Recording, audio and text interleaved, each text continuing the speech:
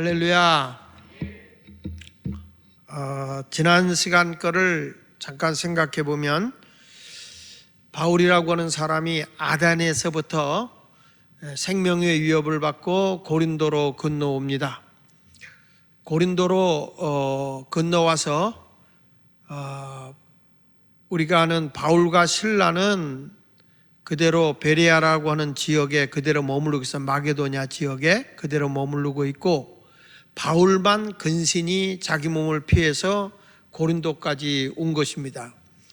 이 고린도 항은 굉장히 무역이 활발하게 진행되는 곳이기 때문에 사람들도 상당히 많았다고 했습니다. 그 당시에 고린도 지역에 도시면 약 70만 정도가 모여 살았다고 하니까 대단한 번화가였고, 그리고 돈과 교역이 잘 되다 보니까 향락업이 상당히 발전이 되어 있었던 것입니다.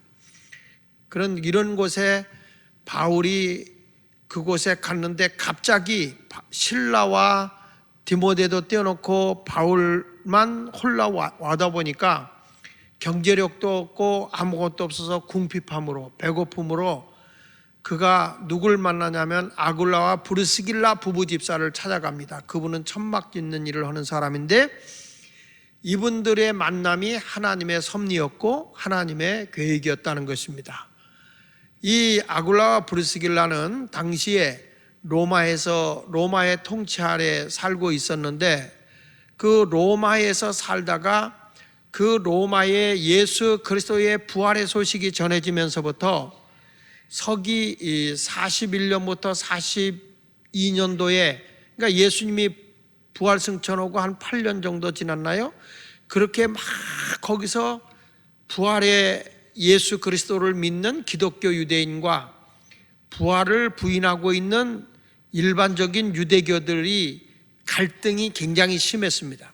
그래가지고 이게 너무너무 두 종류의 사람들이 종교적인 싸움을 심하게 하다 보니까 그 당시에 있었던 그 글라우디오 황제가 이 사람들 기독교인들 때문에 이 로마가 혼란해지고 소동이 일어날 것 같다는 생각이 든 거예요. 그래서 그 당시에 크리스토스라고 하는 그런 기독교인들의 선동에 의해서 안 되겠다. 그래서 예수를 믿는 유대인들을 로마에서 다 출교를 시킨 거예요. 다 거길 떠나라. 그래서 그들이 떠날 때는 어떻게 하냐면 아무것도 가지고 나가질 못합니다. 로마에다 다 놓고 몸만 빠져나가야 돼요. 매매도 할 수 없고 아무것도 할 수 없는 그런 상황이 되어져서 이 아글라와 브리스길라 부부 집사가 결국에는 로마 이탈리아를 떠나서 온 것이 고린도예요. 고린도에 와서 아무것도 할 수 없는 상황이니까 천막을 짓고 있는데, 바울이 어렸을 때부터 천막 짓는 기술을 배웠는데 제가 지난 시간에 얘기했습니다. 유대인들은 자기의 전문 직업이 있지만 그것이 안 될 때는 다른 것을 할 수 있는 세컨 직업을 훈련시켜 준다고요. 그러니까 두 번째 직업인데 그게 바울에게는 장막 깁는 일이었다고요. 그러니까 이 바울이라고 하는 사람이 먹을 것이 궁하니까 아굴라와 브리스길라를 찾아가서 나에게 일자리 좀 주시오. 그래서 바울하고 얘기를 하는 가운데서 거기 3절에 보면 생업이 같으므로 함께 살며 일을 했다. 그 생업이 뭐냐? 천막을 만드는 것이었다라고 말하고 있잖아요. 이것이 두 사람의 만남이 운명적인 것이라고 했습니다. 이유는 바울과 실라가 저 빌립보 감옥에 갇혔을 때 기도하고 찬송을 했다 그랬어요. 근데 그때 얼마나 바울이 기뻐했냐면 기도하는 중에 하나님의 영적인 감동을 받는 거예요. 야 바울아, 너에게 말이야, 내가 로마의 사람 실라를 붙여주고, 그리고 디모데는 그 혼혈이니까 다문화권이란 말이에요. 아버지가 헬라 사람이고 엄마가 유대 사람이니까 이 국제 결혼한 사람이니까 혼혈이잖아요. 그러다 보니까 다문화권이라고요. 그러니까 이렇게 볼 때 내가 너에게 이렇게 신라를 붙여주고 또 이 디모데를 붙여준 것은 이방인을 전도하기 위해서 하는 것인데 너는 자꾸 가는 곳마다 유대인 회당에 가서 복음을 전하고 있으니까 이거 안 되겠다. 그러니까 바울에게 너에게 로마 이방인을 복음을 전하려고 하면 반드시 로마로 내가 가야 세계 이방인들을 구원할 수 있다 하는 이것을 영적으로 깨닫는 거예요. 바울이 거기에 너무 기뻐서 감격스럽게 찬송한 내용이고, 그때 옥문이 열렸고 거기서 전도 사역이 일어나면서 우리가 잘 아는 주 예수를 믿으라 그래야만 너와 네 집이 구원을 얻는다고 간수장에게 말씀을 전해준 거잖아요. 자, 그래서 바울은 로마로 가겠다는 그런 마음을 가지고 있었는데 로마에 한 번도 바울이 이제 그 선교하는 과정에서 가보질 않았다고요. 지금 로마가 어떤 상황인지를 모른단 말이에요. 근데 여기서 말하는 가운데서 누굴 만난 거예요? 아글라와 브리스길라를 만났는데 그 사람들이 지금 어디서 나왔느냐? 로마로부터 온 사람이잖아요. 출교를 당해서 쫓겨나서 온 사람들인데 아예 이 천막을 지면서 로마 얘기를 다 들었을 거 아닙니까? 그 바울은 더 가슴이 뜨거워서 로마로 갈 마음을 갖게 되죠. 그러면서 바울은 또 아글라와 브리스길라에게 하나님의, 그러니까 양육을 제대로 받지 못한 그에게 말씀으로 잘 양육을 해줬어요. 나중에 나오겠지만, 그래서 우리가 잘 아는 아볼로 목사님이 구약적인 예수 그리스도만 증거하지 부활의 예수를 깨닫지 못하니까 그 예수를 전해줬잖아요. 그래서 요한의 세례만 알고 있는 아볼로 목사님에게 예수 그리스도의 세례까지도 가르쳐 준 거죠. 여러분, 이렇게 두 사람의 만남은 하나님의 복음 사역을 위한 준비된 만남이었다는 거죠. 이것이 하나님의 계획이다. 그래서 지난 수요일날 제가 설교하면서 그리스도인들에게는 어떤 사람을 만나든 그것이 하나님의 계획 속에 만나는 소중한 만남임을 우리는 잊지 않아야 된다. 그 속에 분명히 하나님의 계획이 있고 하나님의 섭리가 있기 때문에 우리가 그냥 스쳐 지나가는 행동을 해서는 안 된다. 왜 하나님이 이분을 내가 만나게 했지? 왜 이분을 우리 예수마을교회로 오게 해서 우리가 만난 것일까? 이러면서 아주 깊은 영적 교제를 할 수 있는 성도들이 되어야 거기서 하나님의 뜻과 하나님의 계획을 보게 되는 것입니다. 제가 지난 시간에 그것에 대한 말씀을 했는데 오늘은 제가 이제 5절부터 11절까지 말씀을 중심으로 시간이 되면 그 이후의 말씀을 전하고, 시간이 좀 길어질 것 같으면 5절부터 11절까지만 얘기하겠습니다. 오늘은 고린도 사역에 대한 얘기와 하나님의 섭리에 대한 이야기를 좀 하려고 하는데, 먼저 고린도 사역에 대한 말씀을 증거하면서 은혜를 받으려고 합니다. 바울은 선교하러 다니면서 세 가지의 원칙을 행하고 있는 걸 볼 수 있어요. 첫째는 뭐냐면 성령에 매여 살았다는 거예요. 성령님의 이끌림을 받고 있는 거예요.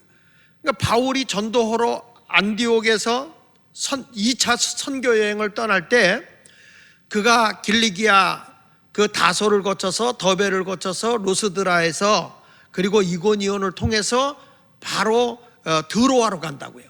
근데 바울이 드로아에서 하나님의 환상을 보잖아요. 마게도냐에서 오라고는 하나님의 그 손짓하는 것을 받고 한 여인에, 그래서 그가 배를 타고 간 곳이 어디입니까? 그가 그 사모드라게를 거쳐서 네아폴리라고 하는 마게도냐, 거기에 도착하자마자 빌립보로 간 거잖아요. 그러니까 바울이 그 가는데 자기가 자기의 의지대로 된 건 하나도 없어요. 다 누가 인도해 주느냐? 성령님이 인도해 주신다는 거예요. 그러니까 바울이 성령의 인도함을 받고 가지만 가서 복음을 전하는데 믿는 사람도 있지만 반대 세력도 많고 많은 학대와 핍박과 괴로움을 많이 당한다고요. 여러분, 우리가 하나님의 일을 따라서 가도 모든 것이 만사 형통만 되는 게 아닙니다. 환난이 옵니다. 고난이 옵니다. 그럼에도 불구하고 주님을 붙잡고 끝까지 승리하며 나가는 성도가 되시기를 축원합니다. 좋은 일만 있는 거 아니에요. 주님의 발자취를 따라가는 것은 영적인 싸움이기 때문에 그만큼 힘든 거예요. 자, 그래서 바울이 이 마게도냐의 첫성, 유럽의 첫성인 빌립보에서 하나님의 말씀을 전하고 빌립보 교회를 세우고, 거기서 반대가 유대인들의 반대와 저항을 통해서 그가 데살로니가로 가고, 데살로니가 유대인 회당에 가서 복음을 전하면서 예수를 믿게 하다가 거기서도 반대와 유대인들이 불량화를 선동해 가지고 바울을 해하려고 하니까 그곳을 피해서 베레아로 가죠. 베레아에 갔더니 성도들의 굉장히 마음이 너그러워서 하나님 말씀 떨어지면 어쩌면 예수 마을 교인들하고 비슷한지 아멘 아멘 하면서 말씀을 척척 받아 먹어요. 이 제가 복음을 전해보면 알지만 말씀을 전할 때 척척 받아들이는 사람은 옥토에 떨어지는 것 같아. 근데 어느 교회 가서 말씀을 전하면 그 말씀을 안 받아들이고 틱틱 튀는 데가 있어요. 그런 곳에서 부흥회하게 되면 막 입술이 부풀르고 혓바늘을 쓰고 그래요. 근데 말씀을 척척 받아들이는 데가 베레아 교회였다고. 근데 거기서 귀인들, 헬라의 그 경건한 부인들도 예수를 믿고 막 쫓아다니니까 그거 시세만 유대인들이 또 선동을 해가지고 바울을 괴롭히잖아요. 그 신앙이 어린 데살로니가 교인들을 다칠까봐 바울은 그 형제들의 믿음의 형제들의 권면을 받아들여서 베레아에서 데살로니가에서 베레아로 가고, 베레아에서 어디로 가냐면 아덴이라는, 그리스 아테네죠. 그곳에 가서 복음을 전하게 되는데, 그 복음을 전하는 그곳에서 유명한 설교가 있어요. 아테네에 가가지고 아덴에 가서 한 게 그게 아레오바고라고 하는 설교인데, 거기에 가면 두 개의 학파가 있어요. 에피쿠로스 학파가 있고 하나는 스토아 학파가 있는데, 에피쿠로스 학파도 하나님을 믿지만, 아니 신을 믿지만 자기들이 믿는 신은 너무 멀리 있기 때문에 우리들의 형편과 사정을 알지 못한다. 그 신은 우리의 생로병사도 모른다. 그러니 우리가 행복하고 우리의 고통을 이기고 살 수 있는 게 뭐냐 그랬을 때 그들이 주장하는 게 향락과 쾌락, 탐닉 이거예요. 내 욕구와 내 욕망을 채우는 것이 행복이다, 이렇게 말하는 거죠. 반면에 스토아 학파는 누구나 신은 많다. 그래서 범신론을 주장해요. 범신론. 근데 에피쿠로스 학파한테 바울이 하나님은 멀리 계신 게 아니라 우리와 함께 하신다고 가르쳤잖아요, 아테네에서. 그리고 스토아 학파는 뭐 하는 데냐면 범신론, 누구든지 잘난 것은 신이 될 수 있다고 주장하는, 신이 참 많았죠. 그런데 이때 바울이 오래돼 가지고 신이 너무 많다 보니까 모르는 신이 많아. 그래서 거기다가 모르는 신은 그냥 알지 못하는 신, 이렇게 이름을 붙여놓으니까 바울이 그걸 가지고 철학적으로 논한 겁니다. 알지 못하는 신이 누구냐. 그러니까 그걸 철학적으로 논의해가지고 예수가 그리스도이심을 증거한 사람이 바울이죠. 근데 그 바울이 그것에 전도의 효과를 못 봐요. 몇 명이 믿긴 믿지만 너의 많은 지식이 결국엔 너를 미치겠다, 이런 소리를 듣는 거예요. 그러니까 하나님의 복음은 절대 여러분 성령의 도우심으로 하는 것이지 내 말과 설득력 있는 지혜로 되는 게 아닙니다. 성령의 능력으로 되는 걸 믿으시면 아멘. 그래서 바울이 고린도전서 2장 3절에 뭐라고 하는가 보세요. 고린도전서 2장 3절에 보니까 내가 너희 가운데 거할 때 약하고 두려워하고 심히 떨었다. 고린도에 가서 지금 하는 얘기가 내가 지금 굉장히 떨었다. 여러분 바울도 왜 떨었는지 아십니까? 이 에베소 아덴에서 자기가 그렇게 많은 실력을 가지고 설교를 했어도 안 됐단 말이에요. 그래서 4절에 이런 말을 해요. 고린도전서 2장 4절에 보면은 내가 이제는 내 말과 내 전도하는 것이 설득력 있는 뭘로 하지 않는다고? 지혜의 말로 하지 않는다. 내 지식으로나 내 어떤 그 감동으로 하지 아니하고 다만 성령의 나타나심과 능력으로 한다. 할렐루야. 하나님의 역사는 인간의 말재주로 되는 것이 아닙니다. 지혜의 말로 하는 게 아니라 성령의 나타나심과 능력으로 하는 건데 5절에도 그렇게 말하잖아요. 너희 믿음이 사람의 지혜에 있지 않더라. 내가 잘 가르쳐서 믿음을 갖는 게 아니더라. 여러분 잘 가르쳐서 믿음을 소유하는 사람 같으면 신학교 교수들이 목회를 훨씬 잘해야 되잖아. 근데 신학교 교수들 목회하라 그러면 영혼 잡아먹는 은사가 있어요. 목회가 안 됩니다. 왜냐? 이게 지혜로 믿음을 주는 게 아니에요. 뭘로 느냐? 다만 하나님의 능력이 있어야 믿음을 갖는 거죠. 그러니까 에베소 2장 8절에 너희가 그 은혜에 의하여 믿음으로 말미암아 구원을 얻었나니 그랬잖아요. 은혜로 구원을 얻는 거예요. 은혜로 말미암아 믿음으로 구원을 얻는다. 은혜가 와야 믿어지고 믿어져야 구원을 받는다는 거예요. 할렐루야. 그래서 바울도 떨었다니까. 내가 혹시 내 인간적인 방법으로 인간의 언어로 저 사람을 예수 믿게 할까 이렇게 했던 게 자기가 이제 이 아덴에서 실패한 거니까 아레오바고 설교 때 알지 못하는 신에게라는 철학적 그 언어를 가지고 했는데 안 되더라는 것이죠. 그래서 바울은 나는 이제부터 성령으로만 할 거야.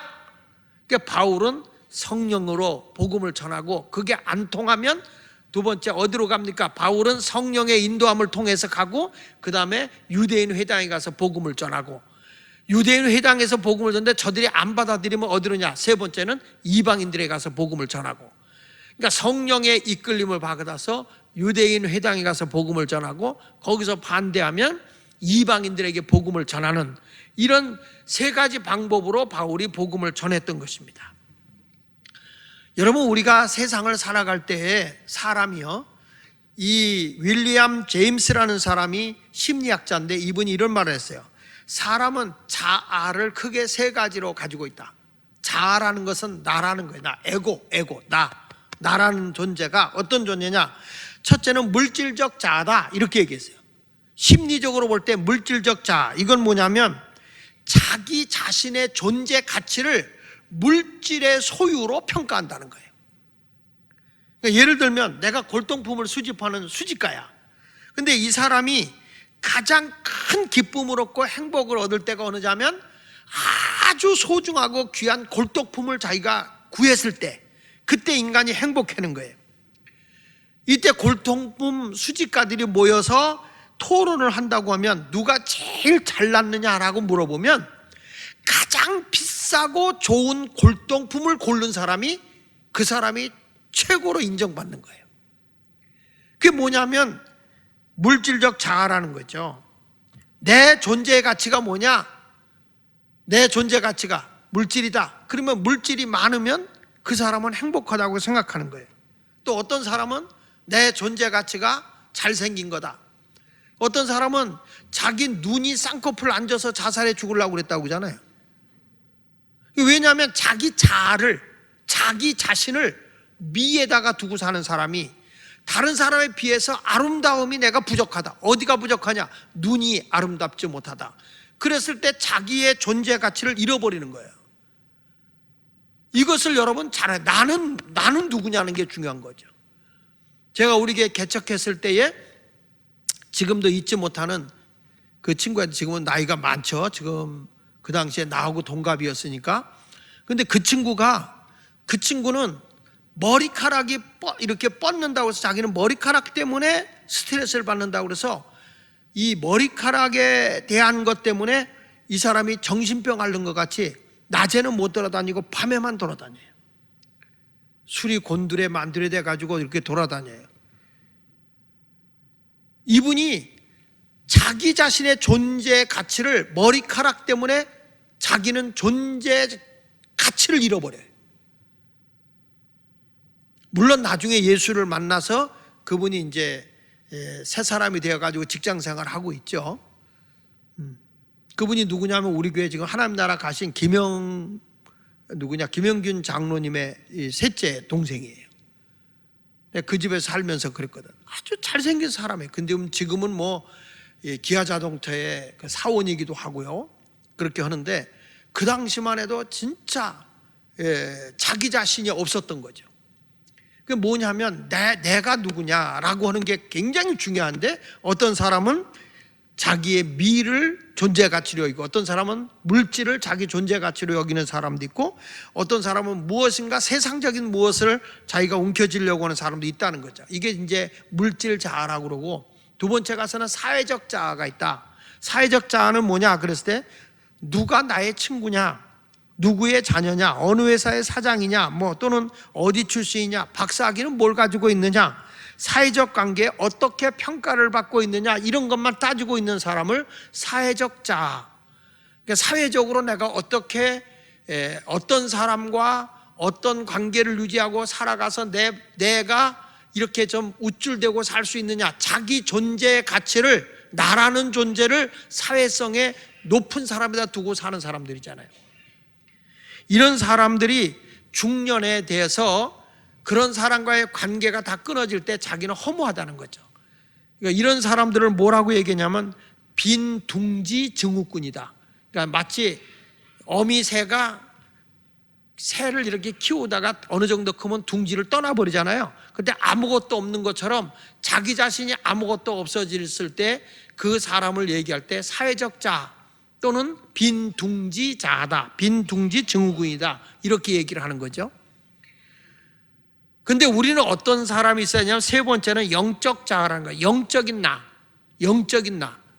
여러분, 영적인 나는 누구냐면 하나님의 형상을 지니고 성령의 충만함 속에서 성령의 인도함을 받고 살아가는 사람들이 바로 그 사람이 영적 자아를 소유한 사람이라는 거예요. 지금 제가 왜 이 말씀을 드리는 거냐면 바울이라고 하는 사람은 어떤 사람이냐라고 물어보면 영적 자아를 중요시 여기는 사람이에요. 그래서 나는 이제는 말과 지혜의 설득력 있는 말로 하지 않겠다. 오직 성령의 능력으로 살아가겠다. 이렇게 말하는 거죠. 여러분, 돈이면 모든 게 다 잘 된다, 인물이면 잘 된다, 뭐 이런 것에 사회적으로 내가 어떤 신분을 갖고 명예를 가졌느냐, 그런 것은 다 일장춘몽이야. 우리는 천국 갈 때까지 무엇을 가진 내가 돼야 되느냐면 하나님의 형상을 지닌 성령의 능력의 사람이 되어져 살아가야 된다는 것을 우리에게 일깨워 주는 겁니다. 할렐루야. 그러니까 바울이 아까 얘기한 것처럼 나는 이제 성령의 나타나심과 능력으로만 살겠다고 외치는 거예요. 다시 한번 사도행전 2장 3절에 바울이 말한 것처럼 다시 한번 좀 띄워줄래요? 사도행전 2장 3절에 내가 너희 가운데 거할 때 약하고 두려워하고 심히 떨었다. 그렇죠? 고린도서 2장 3절에 내가 왜 떨었느냐? 내가 육적으로 보니까 내가 뭐 말도 잘하는 것도 아니고 그렇다고 내가 뭐 지혜가 많아서 저 사람들을 감동시켜서 믿음을 갖게 할 수도 없는 거고, 그래서 자기는 굉장히 약하고 두려워서 떨었다는 거예요. 여러분, 바울같이 박식한 사람도 떨었는데 뭐 우리 같은 거야 얼마나 떨겠어. 그래서 바울은 나는 세상의 모든 것 갖고 안 하겠다. 철학자들한테, 그 똑똑한 사람들에게 똑똑한 것 가지고 내가 저들하고 논쟁해서 내가 이길 수는 없겠구나. 그 4절에 그가 말하니 내 말과 내 전도함이 설득력 있는 지혜 말로 이제는 안 하고, 다 같이 한번 읽어보세요. 다만 성령의 나타나심과 능력으로. 뭘 하겠다는 겁니까? 나는 이제부터는 성령의 능력으로 살겠다. 나는 누구냐? 하나님의 형상을 지니고 있는 성령의 능력 있는 나, 성령을 힘입고 살아가는 나, 이런 영적 자아, 영적인 내가 되겠다, 이렇게 고백하고 있는 사람이 바울이죠. 자, 바울이 이런 영적 자아를 딱 움켜쥐고 있을 때 고린도에서 그가 외친 말이 뭔지 아십니까? 나는 하나님의 말씀에 붙잡혀서 복음을 전도하는 바울이라고 첫 번째로 얘기하는 거예요. 한번 따라합시다. 하나님의 말씀에 붙잡혀서 복음을 전하는 바울이다. 그러니까 바울이라는 사람이 성령의 능력을 입은, 하나님의 형상을 입고 성령의 능력으로 이 세상을 헤쳐나가는 영적 자, 영적인 나, 영적인 나라는 존재가 되어져서 세상을 이기고 가겠다는 거죠. 자, 혼자 그동안에 배고픔도 있고 실라와 디모데도 이제 떨어져 있었는데 만납니다. 오늘 본문 5절에 보니까 18장 5절에 실라와 디모데가 마게도냐부터 내려왔습니다. 그러니까 바울의 전도 사역하고 복음을 전하는 사역을 도울 수 있는 거예요. 뒷바라지를 할 수 있는 거예요. 그래서 이 실라와 디모데가 이제 마게도냐, 저 베레아로부터 내려온 것이죠. 그래서 고린도에서 만난 겁니다. 자, 내려오니까 바울이 뭐란가 보세요. 바울이 무엇에 붙잡혀? 하나님의 말씀에 붙잡혀 유대인들에게 예수는 그리스도라 밝히 증언했다. 할렐루야. 말씀에 붙잡혔다.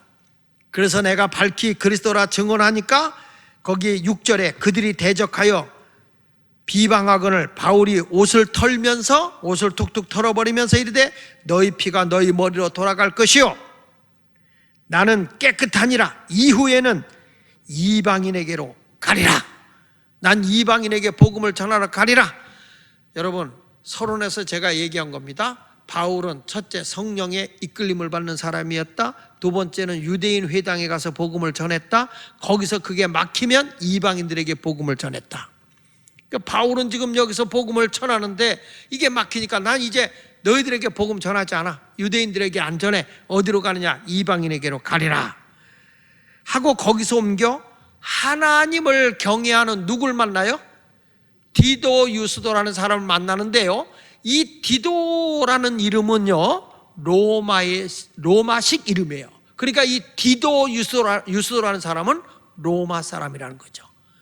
하나님은 자꾸 바울 곁에 누굴 붙이고 있느냐면 로마 사람을 자꾸 붙이고 있어요. 어디로 가게 하려고? 로마로 복음을 전하러 가게 하시려고 자꾸 하나님이 로마 사람을 붙이고 있는 것을 보게 됩니다. 그러니까 이 세상 살아갈 때 내가 하나님의 뜻을 따라서 살려고 하면 하나님이 필요로 올 때마다 내 인생을 주관하고 계시는 하나님이시기 때문에 필요한 자도 만나게 해주시는 거예요. 할렐루야. 우리가 사업을 하고 뭘 하더라도 하나님 중심으로 살라고요.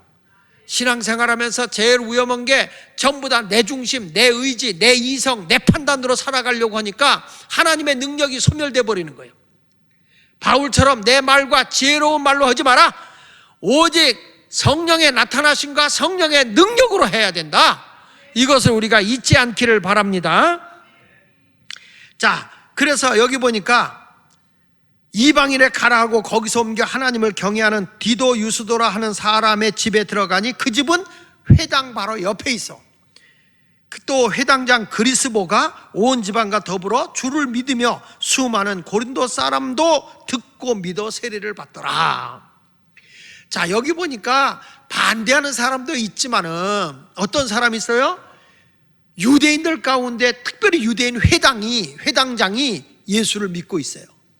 그리고 많은 사람이 예수를 믿고 세례를 받고 있습니다. 할렐루야. 교회의 본질은 그겁니다. 교회 안에도 와보면 자기 논리와 자기 주장으로 이랬니 저랬니 하는데 교회는 다른 거 갈 거 없어. 복음이 전해지는 게 중요한 거야. 예수님의 말씀이 전해지면 그 말씀으로 우리가 새롭게 변화되는 거거든요. 그러니까 바울이 여기서 보니까 나는 이제는 복음의 말씀에 붙잡혀 산다 이렇게 외치는 거죠. 다시 한번 거기 보면 5절에 바울이 하나님의 말씀에 붙잡혀 유대인들에게 예수는 그리스도라 밝히 증언했다. 복음의 핍박을 당하면서 자기는 안전할 수가 없는 거예요. 그 유대인들이 핍박을 하고 쫓아내면 먼지까지 털어버리고 내가 너희들의 복음 안 전해. 그리고 이방인들에게 가서 복음을 전해. 왜 그랬을까? 그는 돈에 붙잡힌 사람도 아니고 명예에 붙잡힌 사람도 아니고 학벌에 붙잡힌 사람도 아니에요. 그는 오직 하나님의 말씀에 붙잡힌 사람이에요. 할렐루야. 여러분은 지금 무엇이 나를 붙잡고 있나요? 여러분의 인생에서 나를 붙잡고 끌고 가고 있는 게 뭡니까? 그냥 아무것도 없어. 어떤 사람은 하루 종일 텔레비에 붙들려 있는 사람 있고, 어떤 사람은 하루 종일 컴퓨터에 붙잡혀 사는 사람 있고, 어떤 사람은 하루 종일 게임에 붙잡혀 사는 사람 있고요. 사람은 무엇인가에 붙잡혀 살아요. 그런데 우리 그리스도인은 누구에 붙잡혀야 되느냐? 말씀에 붙잡혀 살아야 돼요. 바울처럼 말입니다. 하나님의 말씀을 사모하는 자가 되시기를 바랍니다. 토마스 에디슨은 이런 말을 했어요. 자기는 한평생 발명가의 삶을 살았기 때문에 잠을 자지 못하고 열심히 자기는 일하는 사람이었다고 그러잖아요. 열심히 일했다는 거예요. 얼마나 열심히 일했으면 결혼식을 올리고 나서 신혼여행을 가는데 잠깐만 기다려고 그리고 연구실에 들어가서 장가간 걸 잃어버렸대잖아요. 그냥 그 연구하는 것에 그냥 붙들린 거예요. 그 얼마나 힘들었느냐. 이렇게 전구따마 이거 하나 만드는데 자기가 600번을 실패했대. 600번 600번을 실패하고 한 번 성공한 게 전구가 나왔다는 거예요. 한 번 성공, 600번 실패하고 한 번 성공한 게 전구가 나왔다. 그 사람들이 물었다는 거예요.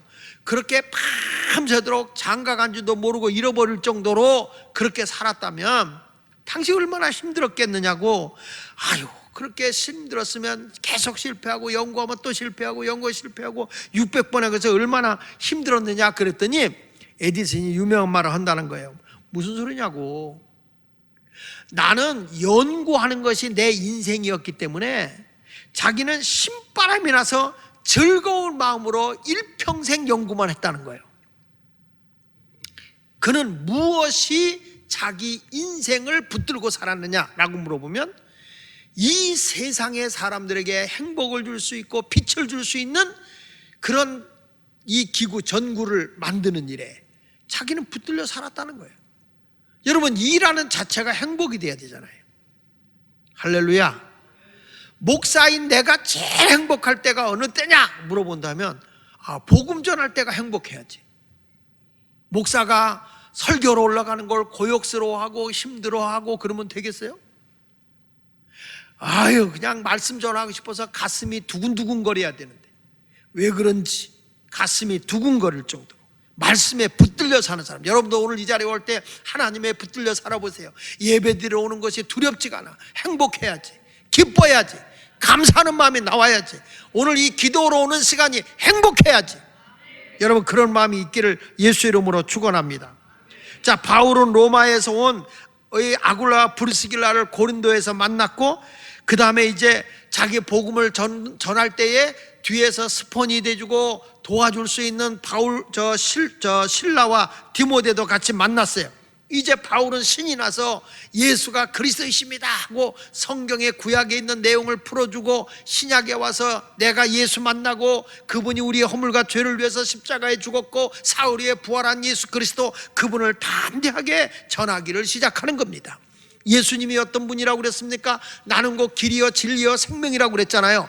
진리는 뭡니까? 진리라는 것은 내 생애의 모든 것을 다 때려 받쳐서 지켜나갈 수 있는 게 진리인 거예요.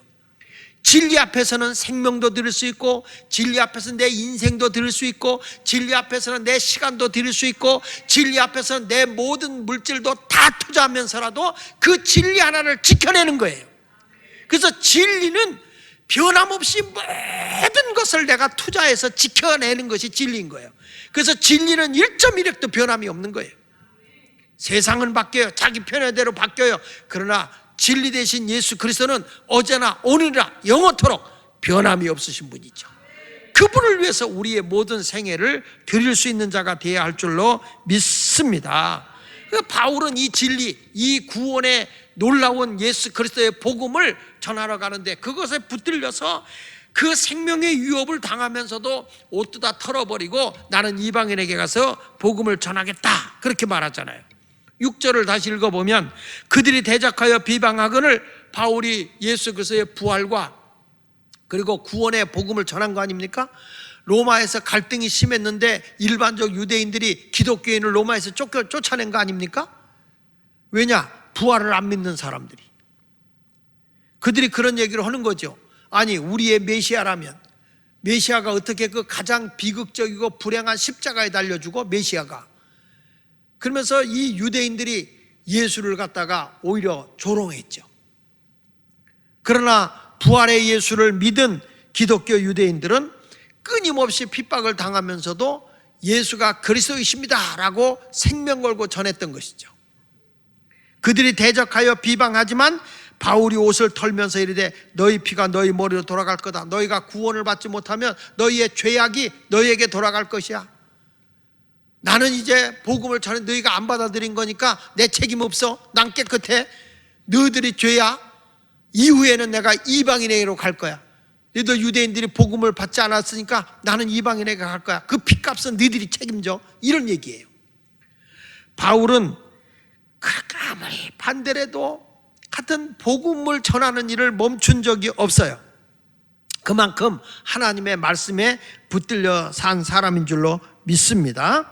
자, 이렇게 바울의 열정이 있으니까 다시 한번 보세요. 사도행전 18장 7절에 거기서 옮겨 하나님을 경외하는 디도 유스도라 하는 사람의 집에 들어가니 그 집은 회당 옆이라. 또 회당 그리스보가 온 집안과 더불어 주를 믿으며 수많은 고린도 사람도 듣고 믿어 세례를 받더라. 할렐루야. 여러분, 이 고린도가 얼마나 더러운 냄새가 나면 고린내라고 그랬겠어요. 이 고린도가요, 세상에 자식이 저희 엄마를 성폭행을 할 정도로 아주 지저분한 동네가 고린도예요. 이런 곳에 바울은 죄가 많지만 복음이 들어가면 깨끗해질 수 있다고요. 사람을 새롭게 변화시킬 수 있다고요. 세상을 변화시킬 수 있는 것은 성령밖에 없고, 그것이 무엇로 나타내느냐? 하나님의 말씀이 전해짐으로 돼야 될 줄로 믿습니다. 바울은 복음을 전할 때 믿는 사람이 말씀을 아멘으로 받아들일 때 기쁘기도 해요. 자꾸 믿는 사람이 늘어나니까 좋긴 해요. 그러면서도 그가 돌아가다 보면 바울을 죽이려고 하는 사람들이 너무너무 많아서 내가 이 복음을 전해야 되냐 말아야 되냐는 걱정을 많이 해요. 그런데 그때 하나님은 이렇게 말하는 거예요. 두려워 말고 침묵하지 말고 너는 담대하게 복음을 전해라. 왜냐? 내가 너와 함께 할 테니까. 자, 9절 볼게요. 9절 시작. 밤에 주께서 환상 가운데 바울에게 말씀하시되 두려워하지 말며 침묵하지 말고 말해라. 바울이요, 얼마나 어려운 일이 많았으면 막 예수를 전하고 나면 받아들이는 사람도 많잖아요. 믿는 사람도 많잖아요. 근데 바울은 두려운 거야. 왜? 언제 저 유대인들이 그 불량 아들을 데리고 와서 또 불량 배들을 와서 나를 해할지 모르니까. 나중에 보면 바울을 죽이려고요, 그 쉽게 말하면 그 깽단을 만들 정도예요. 40명의 그 청부살인을 시키기 위해서 그런 조직도 만든다고요. 바울을 죽이려고. 아니, 복음 전하는데 왜 복음 못 전하게 그렇게 회방을 하냐고요. 자, 보십시오. 내가 너와 함께 있음에, 하나님이 함께 하신다는 거예요. 여러분, 내가 진리의 말씀을 붙잡고 하나님 말씀에 붙들려 살아가게 되면 누가 함께 하느냐? 전능하신 하나님이 함께 하는 거예요. 참새 2마리가 한 앗사론에 팔리는 것도 하나님의 허락이 없으면 안 됩니다. 우리의 생사 화복은 다 하나님 손에 있는 걸 믿고요, 두려워하지 말고 믿음으로 나가면 됩니다.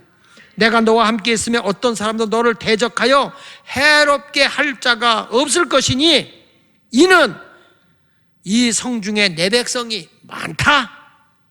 이 중에 하나님을 믿는 사람이 많아. 너를 괴롭히는 자도 많지만 하나님을 믿는 내 백성이 많아. 너 사명 끝나기 전까지는 절대 안 죽을 테니까 두려워하지 말고 전하라는 거예요. 두려워하지 말고 침묵하지 말고 계속 전해라. 할렐루야.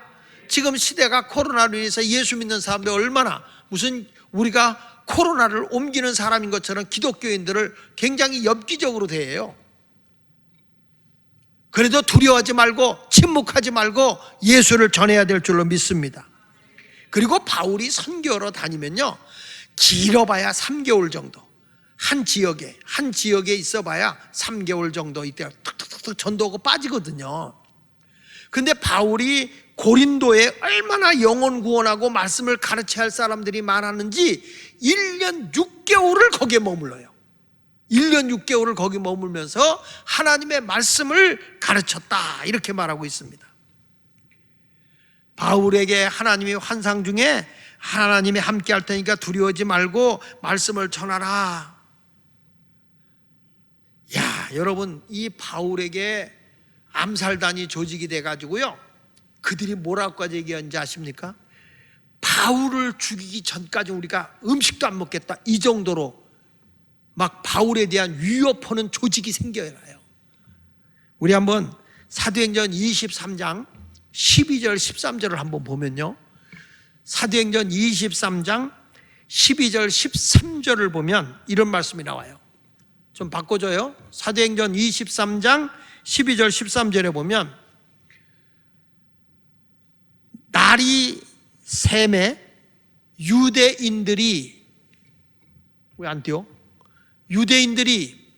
날이 샘에 유대인들이 당을 지어 이제 이게 당을 만든 거예요. 당을 지어 맹세하되, 다 같이 바울을 죽이기 전에는 먹지도 아니하고 마시지도 아니하겠다 하고 이같이 동맹한 자가 몇 명이더라? 40여 명이더라. 이렇게까지 말하는 거예요. 여러분, 복음을 전하는데 바울이 예수를 전하고 막 예수 믿는 사람이 늘어나니까 유대인들이 바울을 어떻게 하면 죽일까? 어떻게 하면 저를 이제 더 이상 복음을 전하지 못하게 할까? 이런 생각으로 인해서 40여 명이 아주 당을 만들어 가지고 바울을 죽이기 전에는 먹지도 않고 마시지도 않겠다 해가지고 동맹한 자가 40명이요. 보십시오. 바울을 죽이려고 하는 암살단이 조직이 된 거예요. 자, 우리가 이제 바울을 죽이러 가자. 40명이 다른, 우리 이거 바울을 죽이기 전까지는 먹지도 말자. 우리 잠도 자지 말자. 가서 죽이자. 이 정도로 여러분 바울의 위협이 계속 왔던 거죠. 그러니까 이 사도행전 18장에서 지금 하는 얘기가 바울이 왜 두려웠겠어요? 이런 그 두려움이 오지 않습니까? 이게 갑자기 뚝 떨어진 게 아니고 그동안의 그 저항 세력들이, 바울을 괴롭히는 그 아주 엄청난 유대인의 세력들이 바울에게 위협을 막 가한 거예요. 그래서 바울이 너무 위협이 많으니까 복음 전하는 걸 꺼려 했던 것이죠. 근데 그때 하나님이 하시는 말씀인 거예요. 내가 너와 함께 할 테니까 두려워하지 말고 침묵하지 말고 계속해서 말씀을 전하라는 거예요. 두려워하지 말라는 거예요. 여러분, 우리 하나님이 우리와 함께 하는데 세상이 막 이렇게 뭐 코로나를 두려우는데 우리가 예배하는 걸 두려우면 안 된다고. 바울이 이렇게 쫓겨다니면서도 예수를 전하고 예수님을 믿자고 그러고 그냥 감옥에 갇혀서도 주님을 찬송하고 예배하는데 말이야, 국가에서 무슨 말 한마디 했다고 그래서 언제부터 우리가 하나님께 예배 드리는데 국가의 지도를 받고 예배를 드리냐고. 우리가 무슨 공산당이냐, 우리나라가 공산주의냐고. 여러분, 우리는 하나님 앞에 생명 걸고라도 예배를 드려야 되는 거 아닙니까? 또 우리가 저 사람들이 뭐라고 그러든 단호하게 예수를 전해야 되지 않겠습니까? 이런 확실한 신앙의 사람이 되어지기를 예수 이름으로 축원을 드립니다. 그러니까 바울은 18개월 동안 있으면서 끊임없이 하나님의 복음을 전했다. 이것을 여러분들도 굳건하게 믿으시고요. 이제부터 나도 내 말과 내 지혜로 살지 않겠다. 성령의 능력으로 하나님과 함께하는 삶을 살아가는 그리스도인이 되겠다. 이런 일사각오의 신앙을 가지고 여러분도 사역자의 길을 걸어가시기를 주 예수 이름으로 축원합니다. 할렐루야. 오늘 말씀은 명절이니까 여기서 끝. 그 다음 주에 이어서 다음 수요일 날 하나님의 섭리, 하나님이 일하시는 섭리에 대한 얘기를 12절부터 쭉 하도록 하겠습니다.